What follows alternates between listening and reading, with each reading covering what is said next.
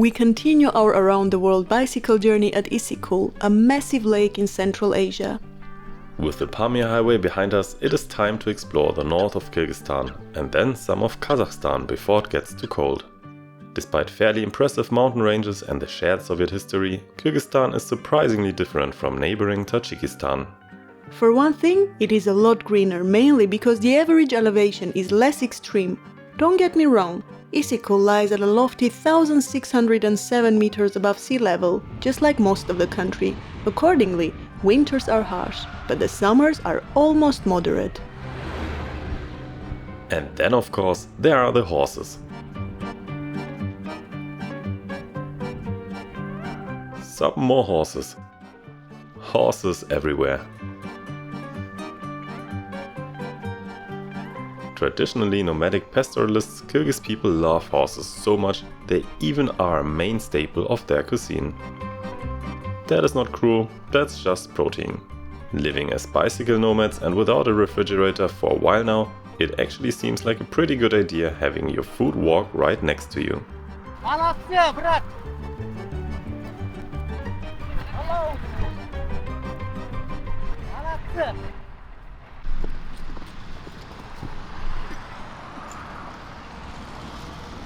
Тренировка? Да? Чемпионат. Чемпионат? Вот, Алато. By the looks of it, we just arrived at the end of some sort of horse riding tournament. У лошади есть имя? Да, есть. Да, есть. Mercedes-Benz. Mercedes-Benz?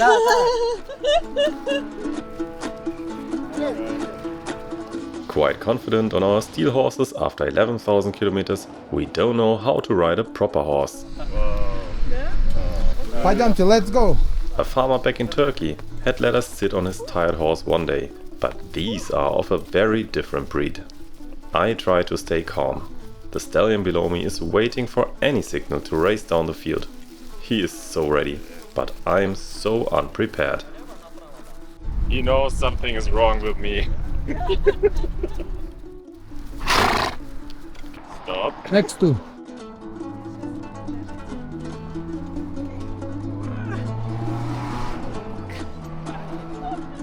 Спасибо большое.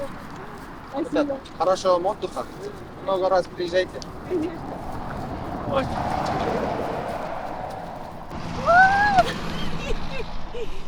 We were allowed to ride professional horses right after the championship. That was an exhilarating experience.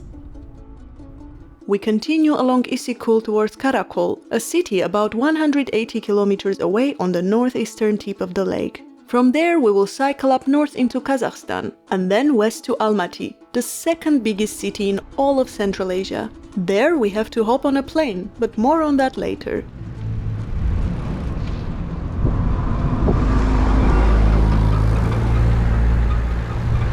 Note the vehicles in use here in the countryside.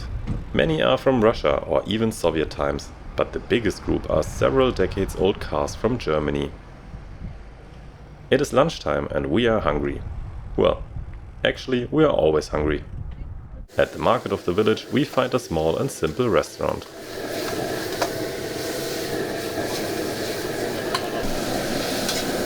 Also Lakman, this is what I want.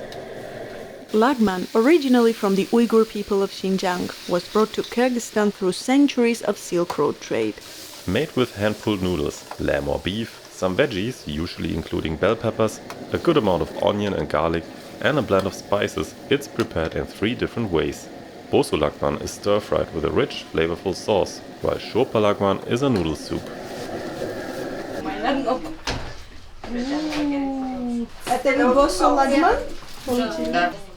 The locals on the neighboring table all ordered boso lagman as well. A good sign. These ladies are having a little birthday party and gave us this. So I don't know what this is, but it looks quite meaty.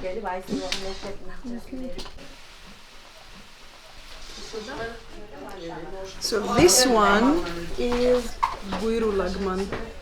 which is not fried, and with a little bit of sauce. Paprika?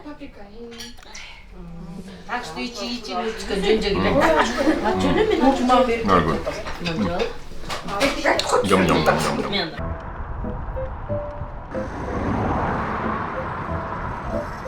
It is mid-October and the potato harvest is in full swing. In the late afternoon, we meet a man that is delighted to hear where we come from. So he was in military. Oh, in Germany. Вот покажите мне. Oh, DDR, German Покажите мне. Democratic Republic. So in the 70s, he was in Germany with the military of the Soviet Union for 2 years, in Leipzig most of the time, and he liked it very much apparently. Спасибо, спасибо. До свидания. Спасибо До большое. свидания.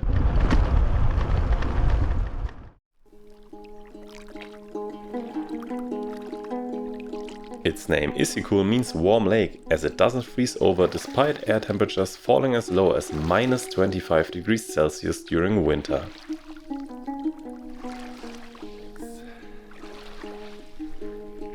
Cycling along the northern shore of Issyk-Kul, we have the Kyrgyzstan range rising next to us. Part of the Tian Shan mountains, these peaks reach over 4,700 meters. Setting up our tent in a nice place has rarely been difficult in Central Asia. We absolutely love that, as it adds a great deal of freedom.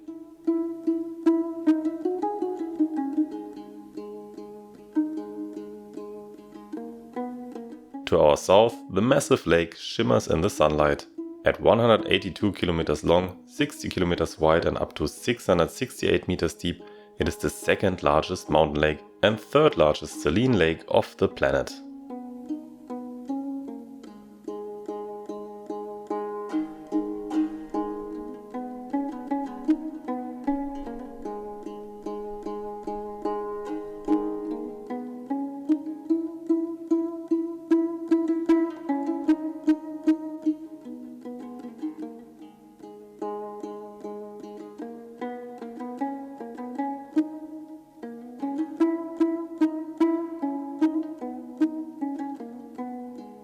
More remote, the southern side was our preferred route, but extensive road construction made us choose differently.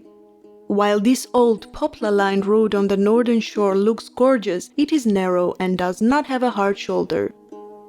Traffic is not particularly heavy, but felt quite threatening nonetheless.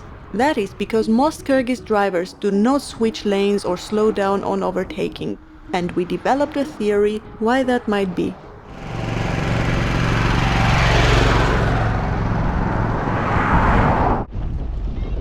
Hello. With only 7% of the country arable, even today half of Kyrgyzstan's agricultural output still comes from pastoralism, with sheep, cattle and horses grazing on vast natural pastures. Over millennia of nomadic lifestyle, covering long distances on horseback must have become second nature, and oh boy, are they fast and furious. We've seen groups of riders drive their horses into a relentless gallop, muscles tensed, eyes locked ahead. The hoofs pound the ground like rolling thunder, dust rising in swirling clouds behind them. Man and beast move as one, cutting through the landscape in a blur of speed and power, and all that with their horses literally bumping into each other side by side. In any case, this is how they drive their cars. Hello.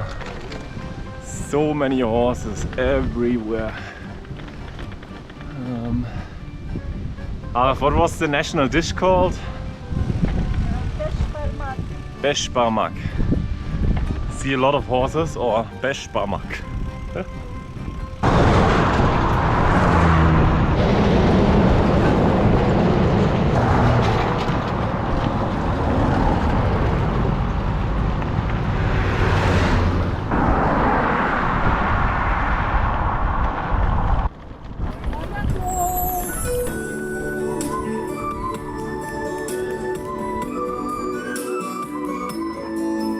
One of the major attractions of Karakol is this beautiful wooden mosque built by Chinese artisans between 1907 and 1910. The city only started to develop in the second half of the 19th century, when explorers came to map the peaks and valleys of the Tian Shan, separating Kyrgyzstan from China. From 1878 on, Karakol's population surged with an influx of Dungans, or Hui people, Chinese Muslims fleeing persecution and hardship in the aftermath of the failed Dungan revolt. Designed by a Chinese architect, the building is constructed entirely without nails. Instead of a minaret, the mosque features a wooden pagoda.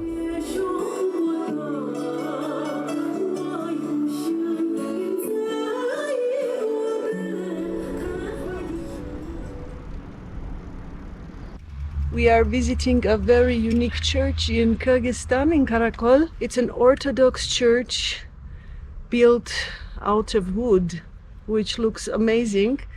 And I think it's Russian, because in this region most Orthodox churches are Russian.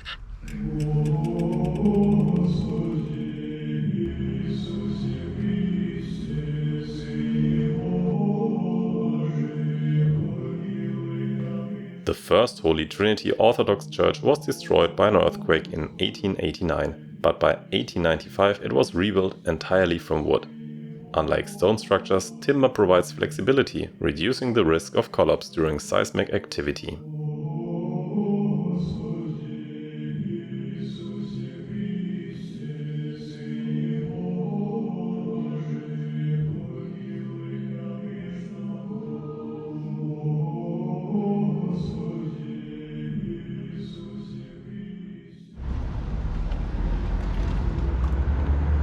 After spending a couple of cold and rainy days in a guest house editing videos, we leave Karakol behind and head north towards the Kazakh border. The skies are clearing for a last wonderful week of golden October.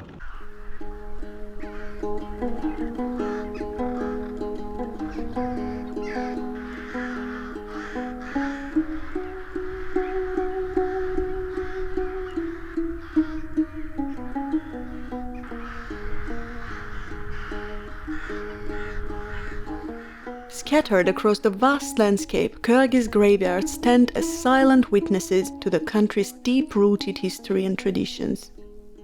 Unlike the neatly arranged cemeteries of the West, these burial sites blend into the rugged mountains and open steppe shaped by the centuries of nomadic heritage, Islamic faith and Soviet influence. Many graves are marked by ornate metal structures, some resembling yurts, the traditional round tents, a tribute to the nomadic past. Others stand as brick or concrete mausoleums, often crowned with crescent moons, symbols of Islam. Yet alongside them, Soviet-era graves bear red stars and black and white ceramic portraits, remnants of a different time.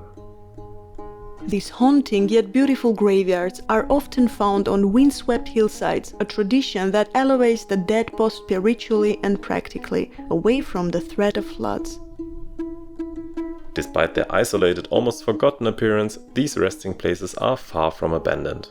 Families return to pray, remember and honor their ancestors, keeping the connection between past and present alive.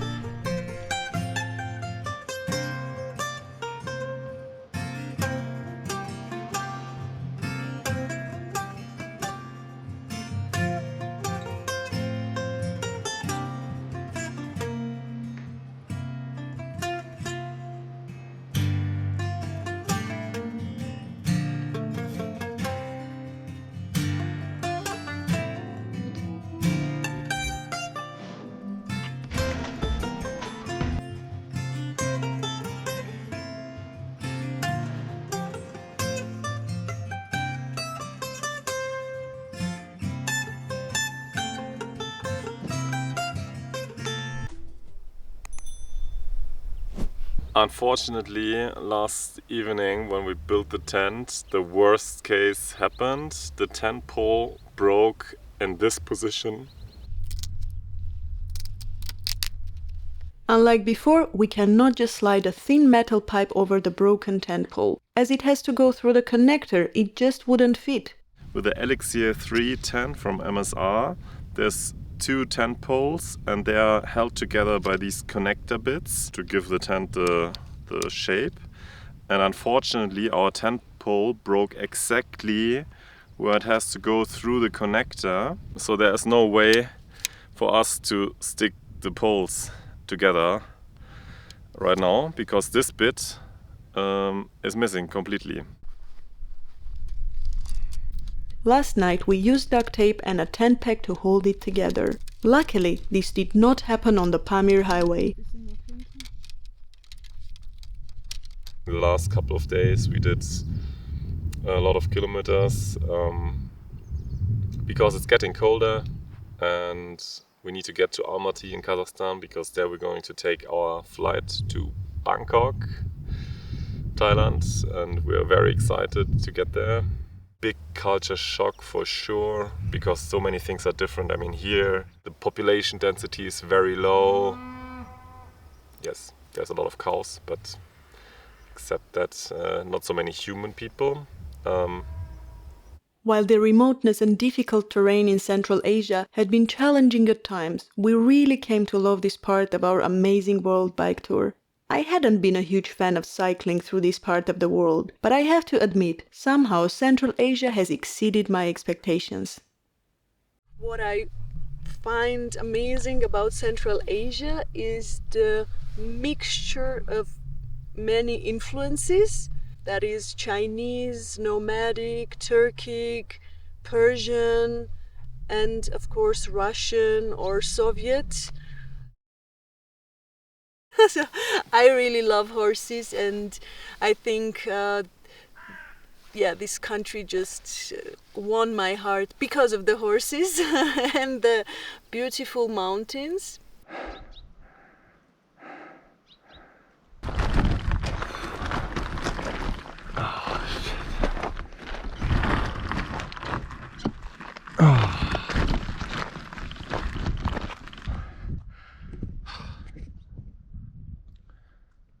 We're both in a mood today. A bit of aggression in the air. Road is shit. About to leave Kyrgyzstan. I just gave 200 Kyrgyz som to a drunk man on a horse. Guess that was kind of a misunderstanding. Until now, the only somewhat threatening encounter we had was here, in the remote end of Kyrgyzstan. There was no one else around, just mountains and nature.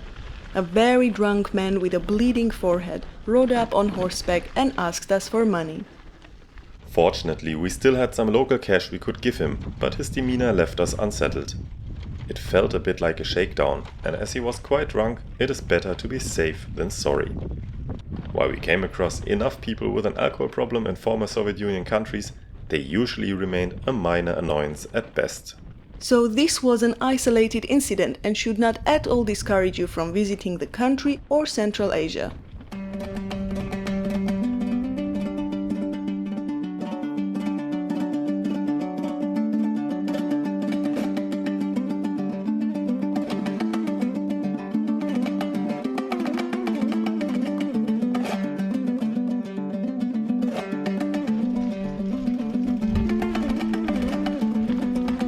After a steep and bumpy descent, we make it back to the main road. Like so many roads in Central Asia, it is also getting modernized by large Chinese state-backed infrastructure companies. They are literally paving the way for Chinese products to dominate these markets for decades to come.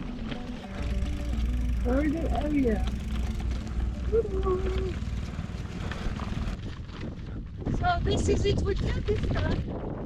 We are almost at the Kyrgyz-Kazakh border. The road hasn't got better, but we have high hopes about the other side of the border.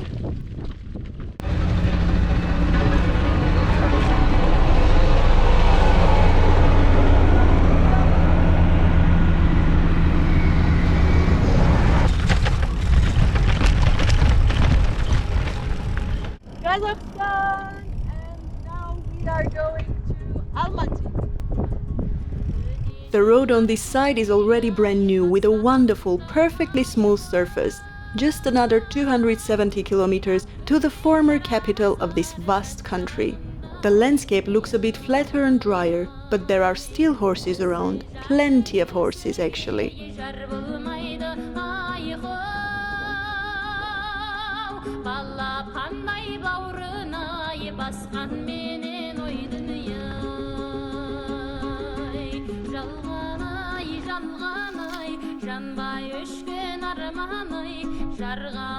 On our second day in Kazakhstan, we passed by Lunar Canyon, the southern end of Charin Canyon.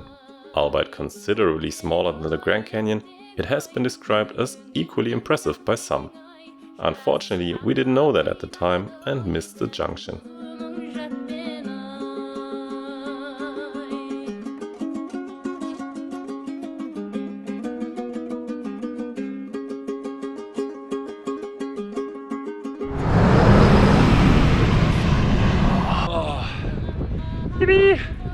The last pass before Bangkok. Awesome. Now it's 200 kilometers down to Almaty.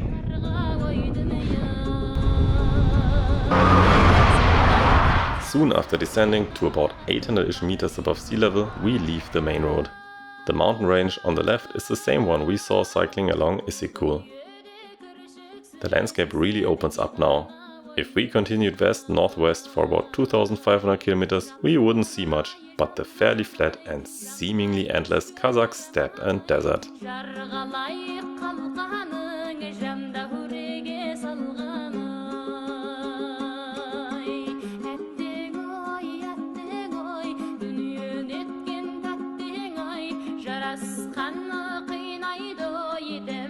The following day we continue along the KB49 road. For about half the day that is quite lovely, but as we get closer to the big city, the traffic gets very intense.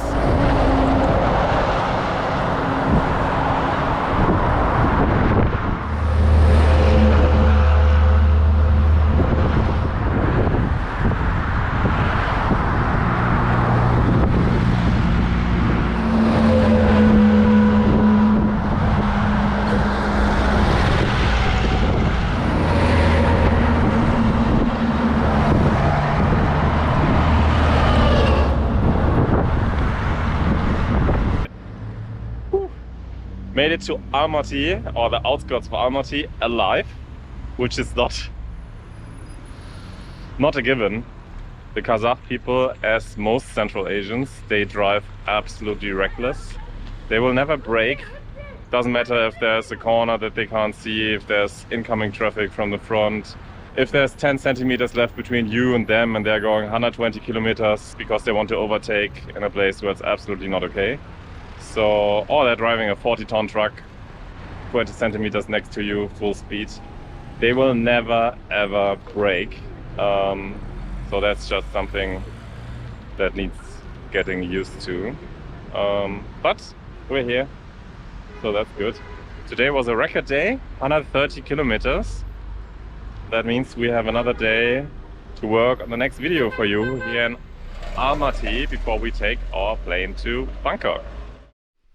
Just when we were about to search for a guest house in the area, Almaz, a thoughtful local, spontaneously invited us to his almost finished new home. While still under construction, we could take a shower and had a safe, clean and dry place to sleep.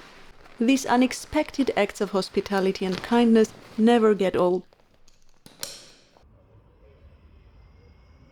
We are in Almaty, in front of the Ascension Cathedral, a Russian Orthodox wooden church, and you wouldn't believe what happened in the city. Hey guys! I'm very happy. So Hussein, this great cyclist we have met in Iran, we have met in Dushanbe, and now in Almaty. Together with Hussein, we check out one of Almaty's most iconic landmarks. Built in 1907, it stands as a masterpiece of Russian Orthodox architecture and engineering marvel. While not made exclusively of wood, at 56 meters tall, it is one of the tallest wooden constructions in the world. Like the mosque back in Karakol, not one nail has been used in its construction. Some believe that decision was made because of Jesus' crucifixion. Beneath the colorful exterior lies a sturdy foundation, allowing the cathedral to move in rhythm with an earthquake. The flexible timber construction also helped it survive Central Asia's seismic shocks for over a century. The 1911 8.1 magnitude earthquake, for example, killed 452 people and toppled 770 buildings, pretty much flattening the city. During the Soviet era, the church was repurposed as a museum and even a radio station. Starting from 1973 on, it was subsequently restored to its original glory.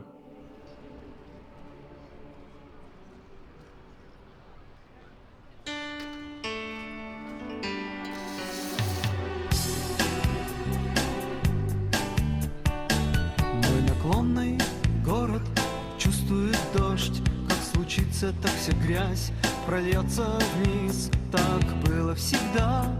Чего же ты ждешь, мой наклонный город? The following days we are quite busy servicing and preparing our bicycles for the flight, editing videos and of course exploring Almaty.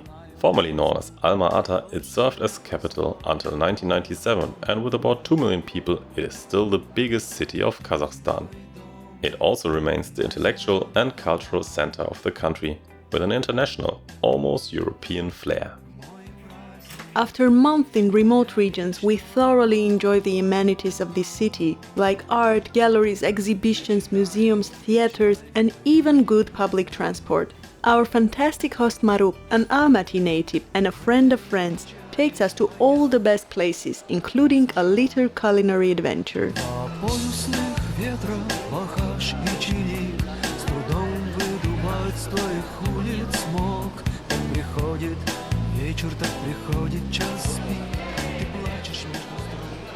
One thing that's awesome about Almaty is that it has many minorities like Korean and Uyghurs. Therefore, the food culture in the city is really something. So this is really exciting for me. Here we see a lot of different milk-based products. Скажите, в чем разница между вот они разные по цвету? По солености, по сущности, по копчености. Salt, Просто смотрите, salt, spice, sweet. This is curd, dried balls of sour cheese made from fermented milk. Also known as kashk, chortan or arul, this long-lasting calcium-rich protein-packed snack powered travelers along the Silk Road for millennia. Traditional food for having a long ride with a horse. Yes, yes. This one? Camel. It's a camel. Camel. Yes. Okay, this is curd from camel. Yeah, it's very salty, milky. Actually, it's a nice taste. It's a little sour. С холодильника же раньше не было холодильника, их хранили так. И она свои вот эти качества, солености, масности хранились в одной. То есть не портится.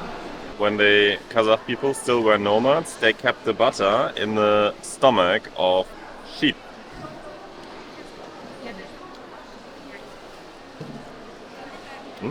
Very tasty, salty butter. This one looks like lamb meat or sheep. There's a section where they have horse meats, one section is for pork. Over there we had that section where they have all these types of Korean salads, how they call them. Koryo-Saram, ethnic Koreans, were settling in Russia's Far East since the late 19th century. In 1937, all of them were deported to Central Asia. Today, the majority of their roughly 500,000 descendants live in Uzbekistan, Kazakhstan and Russia. While few still speak Korean, they retain parts of their heritage, like Korean names. As they could not supply napa cabbage, the main ingredient in traditional kimchi, they created new variants. Ever since, markovcha and so-called Korean salads gained huge popularity throughout much of the former Soviet Union. Then there's a section where they have a lot of fruits, vegetables, fresh herbs, everything you can imagine. Horse milk. Try. So the smell is already really funky. It's hard to describe. Oh my god, there's so much going on. Cheers. Cheers. I will go. Thank you. Wow. It does not really taste like milk. It is a little bit, it's very light. It's sour. There's a hint of cheese, kind of. Yeah, but it's actually kind of tasty. There is alcohol in the kumыс. A little percent alcohol. Maybe that's why I like it. Like a beer, I think.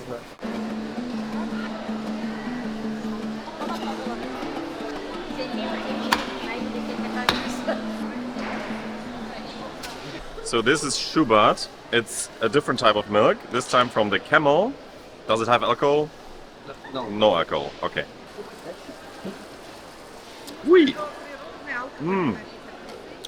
Sour. Yogurty. Smoky. Yeah.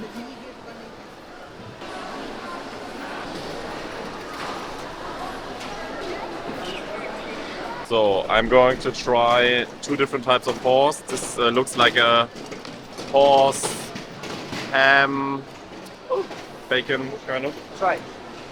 Smells really good actually. It is a little sour, yes. The closest thing this reminds me of is beef ham actually. Pretty good.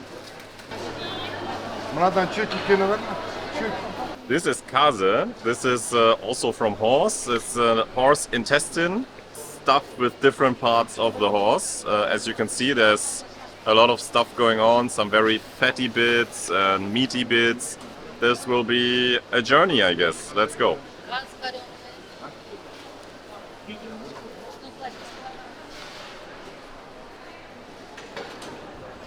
Okay. They put a good amount of salt inside, even though the horse meat itself is quite dry, I would say, because horses don't have so much fat in their meat. But the fatty bit gives it a nice juiciness.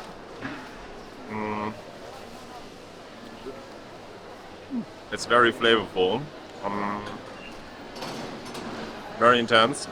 Hard to describe. Like kind of beef that has a little bit some chickeny taste, I would describe it. We've gathered our stuff.